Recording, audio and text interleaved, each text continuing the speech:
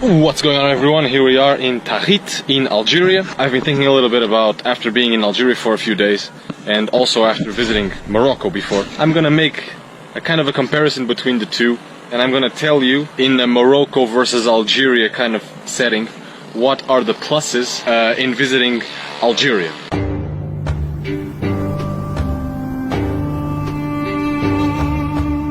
I'm gonna give you 5 positive aspects of traveling in Algeria versus doing the same in Morocco. So, here we go. Number 1, if you're gonna be traveling by car, and I'm gonna put this into my own perspective, to my own experience, which has been road trips both through Morocco and through Algeria, the fuel is absurdly cheaper in Algeria. We're talking about, like, this is not even comparable to the kind of prices that we have in Europe or even in the US. I just want to say for the record, we're filling up the whole tank with fuel for 12 euros. Each liter of gas in Algeria is 20 dinars, which is around 1/6 of a euro. 1 euro is 120 dinars. Do the math. We're talking about filling up a whole tank of BJ73 Land Cruiser, which takes like 80 liters or something. We are talking about filling up one of those with 12 euros. It's insane. It's just not even comparable. So that's a big plus, especially if you want to do long distances in this absurdly huge country. It's the biggest country in Africa. So it's a big plus. Number 2, Algeria, when it comes to how genuine the place is and how closer to the actual culture of the place you are, without all the little funny fluffy things that they prepare for the tourist, and even the way they react with tourists and the way they treat you and talk to you. You notice if you travel a bit, you start to recognize this pattern, especially in countries that have a lot of tourism. There is this kind of facade, Some people interact with tourists in a specific way, like they can tell you're a tourist and they're gonna behave accordingly. I'm not sure if I'm making myself clear here, but I'm pretty sure some of you will understand. But my point is that Algeria is way more genuine. It's way more genuine because the place has no tourism, which is in itself might be an advantage depending on what type of traveling you like to do. That's one thing. It's like it's just way more genuine. You're more in contact with the culture. Number 3 is it relates to number 2, but it's more specific. The people are nicer in Algeria in general. They are not as suspicious, or they are not as aggressive sometimes. The people are just nicer. They are everyone. We're talking about here, for example, in Tahit. This is a tiny town in the middle of the Sahara, and there's like 1,000 people here, and tourism is extremely low in this part of Algeria, especially now, which is Ramadan, which is even worse. Every single person in the street says hi, or if you wave, they wave back. I've done this to hundreds of people in this country already. Everybody says hi back. The simple things, the little things. They receive you. We've had people saying, you wanna come and eat at my place. We have had a guy that received us in his little sort of hostel that he had, but he wasn't even supposed to be working because he was on vacation. Again, Ramadan, right? But he made the exception of preparing a room for me and my dad. I mean, the people are just great.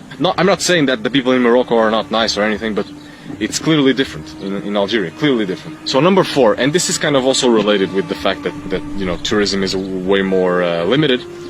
There's no scams. There is absolutely no scams in this country. When you are walking in a market or whatever, and they charge you like 10 times more because you're a tourist or you're a foreigner or whatever, which is an everyday experience if you travel in Morocco. If you've been to Fez, Meknès, Marrakesh, Casablanca, Rabat, all of those, you go to little souks or little marketplaces, you have to bargain for every single thing, and you better bargain well, or else you get ripped off all the time. So, and here this simply doesn't exist, at least from our experience. We've been to a ton of stores, we've bought stuff on the street, we've bought bread from a random old guy in the road who didn't speak French at all. He only spoke Arabic, And I actually thought he was overcharging me at first, because you know, you come with this kind of pre-thing mindset that you're just gonna think that's gonna be scams, because you know, it's just the way it is in countries like Morocco or Tunisia or Egypt. Forget that in Algeria, that doesn't happen. And finally, number 5. This is also a relative thing. It has its own disadvantage, but I'm going to talk about that when I talk about the advantages of Morocco, which is coming up. And the advantage is very clear. Algeria is safer. It's a safer place. It's a safer country, because there is a lot of police and a lot of military personnel everywhere. I know this obviously can be seen as a disadvantage because of, you know, over security, all that. But we've had experiences that kind of put this a little bit into perspective. I've been with we've met a few police officers in Tlemcen, and they took our passports, and then they were asking us to go with them to a police station. And I was thinking, just we're screwed. These guys are just going to ask us for money, and they're not going to give us our passports back. I was just expecting the worst. Again, I was in the country. It was my second day in the country back then, so I was just more on the defensive, I guess. But it turned out that we were just talking for half an hour. I did show one of the officers the pictures I had in my camera. He didn't complain at all. It was fine. I didn't photograph anything sensitive either. So, but in general, the thing is, you are very controlled in Algeria. No matter where you go, if you stay in a hotel, you always have to give your passports to whoever receives you, being it in a fancy hotel like this, which is pretty much the only thing you get in Tahit, or the more humble house that we spent the night the day before, because they always have to report where you are. No matter, and we've had people asking us a ton of times, so where are you going? Where did you come from? Where is your next destination? Where are you gonna stay in the next 3, 4, 5 days?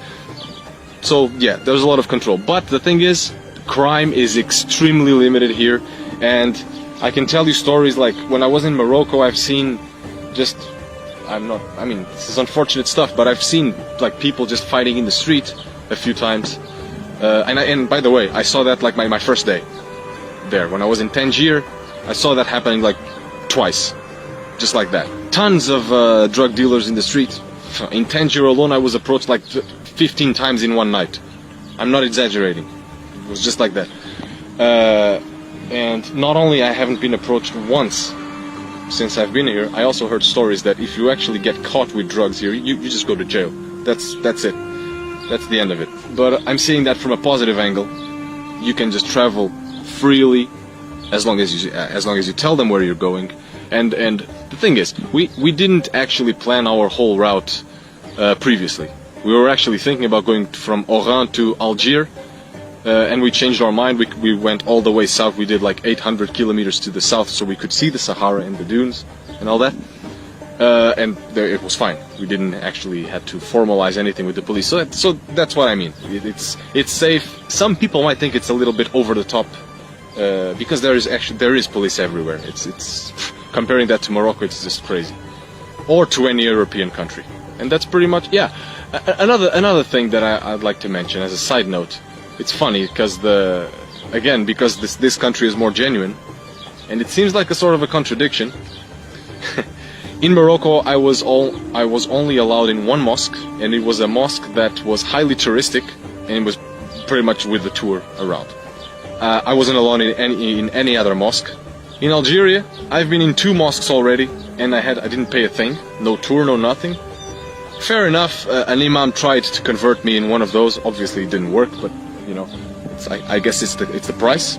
A nice guy, all that. I'm gonna make a video about that. I'm gonna talk about that in a separate video. But again, I mean, it's just you're a foreigner in a country that doesn't have that mindset for the tourist, which is a very good thing. We're making new friends. Yeah, right. This random dude was just walking around, pretty hungry, but we've found some milk for him already, so it's all good. So yeah, these are the 5 advantages that I can just tell you right off the bat about traveling in Algeria.